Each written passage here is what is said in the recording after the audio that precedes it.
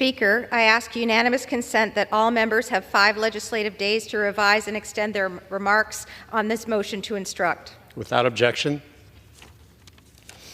Thank you. I yield myself such time as I may consume. Mr. Speaker, I rise today because this House has a choice. We can either stand up for the rights of service members and military families, or we can allow the Republican-led House, and specifically the extreme faction of the Republican conference, to continue their assault on reproductive freedoms. For my Democratic colleagues and I, this choice is clear. We will fight. We will fight for the freedom of servicewomen and for their families, and I urge my colleagues on the other side of the aisle to please do the same. Many of our service members joined the armed forces prior to the overturning of Roe v. Wade last June, and they did so with the understanding that they and their families would be treated with dignity and would receive comprehensive and high-quality health care services regardless of where they were stationed. And yes, that also includes access to abortion care.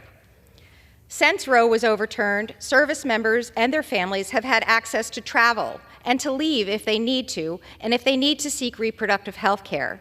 But unfortunately, that freedom is now being threatened today.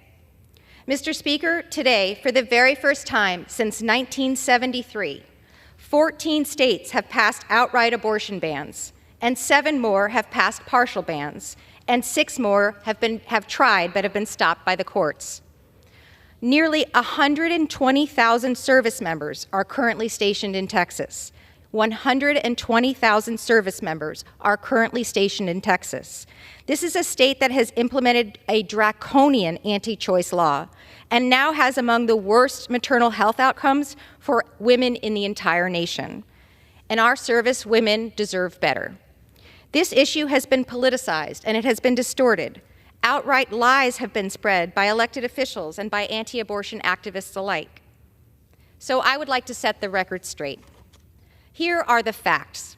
Women in states with abortion bans are nearly 3 times more likely to die during pregnancy, during childbirth, or soon after giving birth. And let that sink in. We are stationing our women in uniform and their families in states where they are 3 times more likely to die during pregnancy. No service member should have to accept a reality where they could literally die as a result of the anti-choice state law where they are stationed.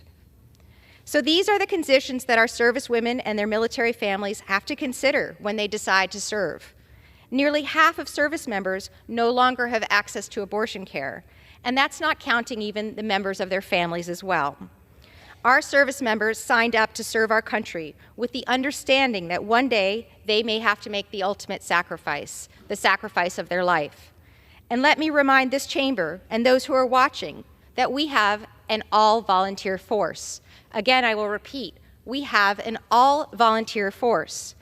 So as we look to recruit and to retain the best fighters and the greatest minds that this nation has to offer, we really cannot restrict the very freedoms that we ask women and men in uniform to potentially die for.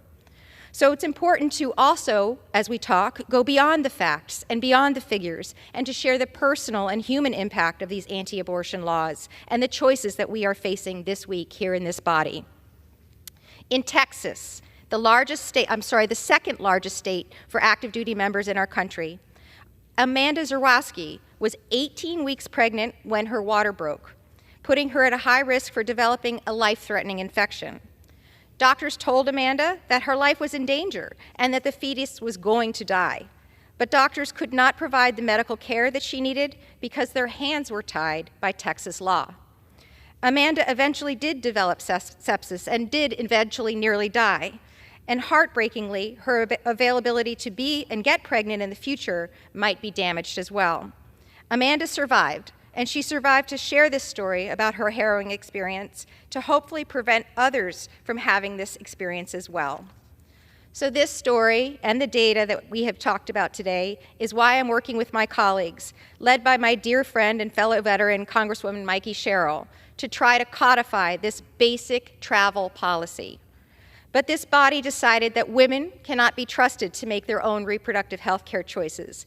And instead, the majority in this House have decided to make it harder for service women and their families to access care, to make it harder for them to make their own health care choices, to make it harder for service women and military families to decide on their own if, when, and how to start their own families. And now, also, a single United States senator is holding up more than 300 military promotions and counting, hollowing out the military leadership and hurting our military readiness in the process. And he's doing this all because he is that adamant that women in uniform cannot be trusted. As a veteran myself, let me say out loud and clear that his actions are a disgrace, and Americans agree. Again, more data.